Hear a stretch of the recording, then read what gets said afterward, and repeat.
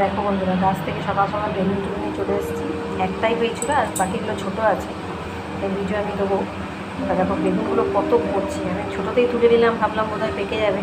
দেখো কত কচি ফুলে বেগুনগুলো। সকালে ভাজা হবে আর এই আলু ভাজা হবে আর ডাল আর ভাত। সকালে আমাদের এটাই আজকে ব্রেকফাস্ট হবে, কারণ সকালে আমরা সাধারণত এইসব মুড়ি বা এইসব ভাত এগুলোই খাই, কারণ লুচি পরোটা সকালে আমরা খাই না, এটা শরীরটাও ঠিক থাকে না। তাহলে এখন এইটা ভাজা করে নিই ঝটপট, আর ডাল আর ভাত করা আছে, সেগুলো গরম করবো।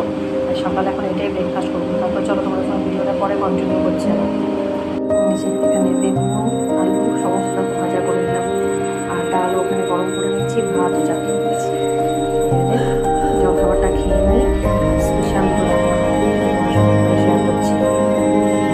দুটো নতুন রেসিপি করলাম, একটা হচ্ছে মুরগির তরকারিটা, এটা কি নাম আমি জানি না, কিন্তু একটু অন্যরকম।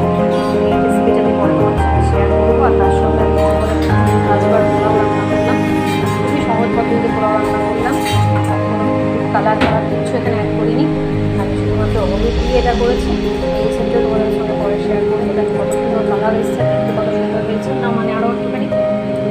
দেখে মাছ মেরে দিচ্ছে, হয়ে গেছে ওটা আমার, ওটা পুরো রেডি হয়ে গেছে। যেভাবে ফ্রাইড রাইস করে জাস্ট সেইভাবেই করেছি, শুধু আজ যখন সেদ্ধ করছিলাম তার মধ্যে একটু হলুদ আর একটু লবণ আর একটু রিফাইন্ড তেল একটু দিয়ে সেদ্ধ করে নিয়েছিলাম।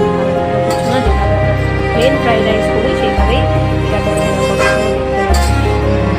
আর তার সঙ্গে হচ্ছে পনিরের একটা তরকারি। দেখা যাক